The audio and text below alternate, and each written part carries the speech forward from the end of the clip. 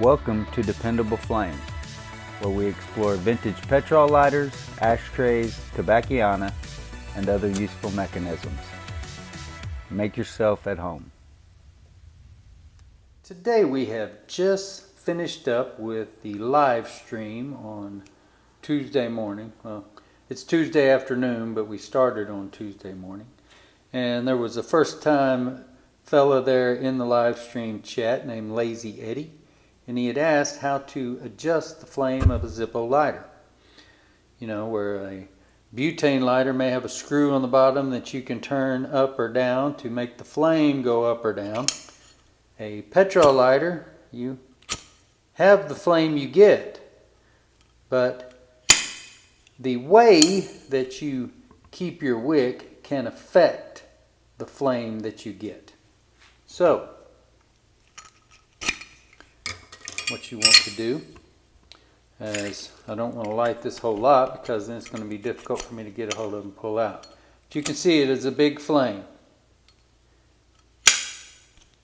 That big flame is being produced by this wick that is extended up and over the windscreen. I do that because I use this to light pipes. I use that to suck down into a bowl from time to time. If you've got a big long flame that extends up and over like that, you can easily suck that down into a bowl. Not a problem. But that big of a flame is just too much for some people, whatever it is that they're using their lighter for. So, what you want to do is, rather than have your wick protruding up, you want to cut down on the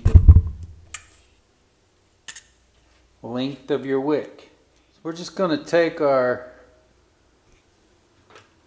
light, give us any better view. Got our wick, which is obviously up and over the windscreen, and we're going to snip that off.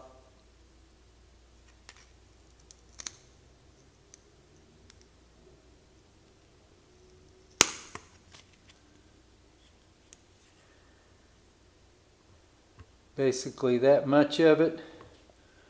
I don't know, maybe 1/3 of an inch. Maybe that's too much. Again, kind of hard to see down in there. Just going to trim off the excess.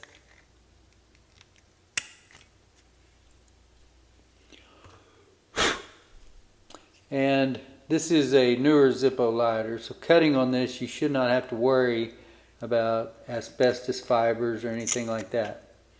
Okay, so now we've got that wick cut down well into the windscreen. I'd say it is probably, the top of it is not quite at the halfway point. Also got all our excess fibers. Well, maybe not all of them. Part of them. Try to get that out of the way. Those little copper wires that are woven through there can puncture your skin and hurt. So you don't really just want to leave those lying around willy-nilly. So you saw the flame before. Now we've got a much shorter wick. And let's see what kind of flame we have now. Still a pretty big flame, but it originates, I don't know, a 1/2 inch or so lower than it did, 1/3 of an inch. But still, with a fully fueled Zippo, you're just not going to be able to shrink that flame down too much. But we will go ahead and trim it again and see what we can do if we get it even further. Very hard to see The light and the arm that is holding the camera are not exactly conducive to me getting very far down in there. We're going to try to cut this.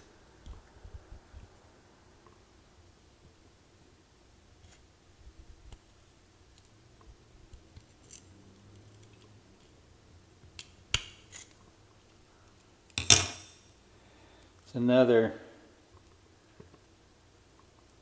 1/3 to 1/2 inch, and that's getting our wick really low down in there now. There we go.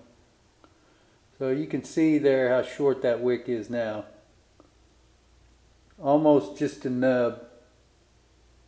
Not even 1/2 inch, maybe 1/4 at the most.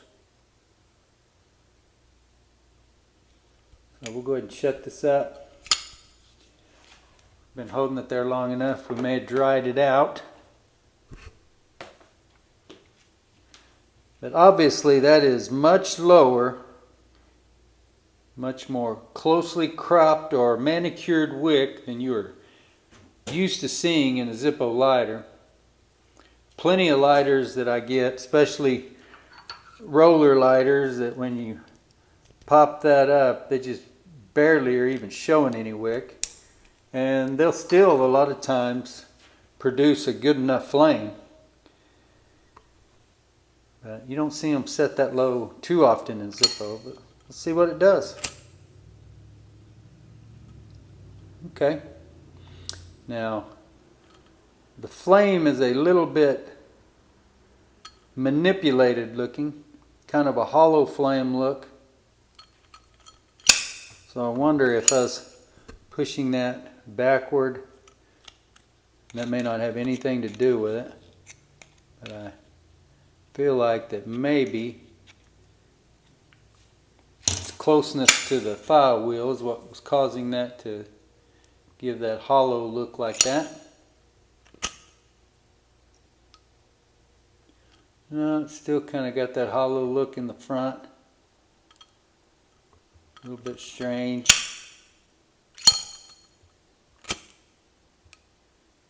See how it's orange along the back, but then this front here, it looks like it's open. But that would work just fine, and it is a lower flame. So there you go, Lazy Eddie. You cut your wick down low enough, you can see a noticeable difference, even when it's fully fueled, which this one is, as you saw me fuel it during the live stream. But appreciate you coming by the stream today and asking the question and then enabling me to make this video. This, of course, is a lighter that was a gift from my buddy Gavin Lannon. Got a few gifts from Gavin around here. Those are treasured pieces of my personal collection. Until next time.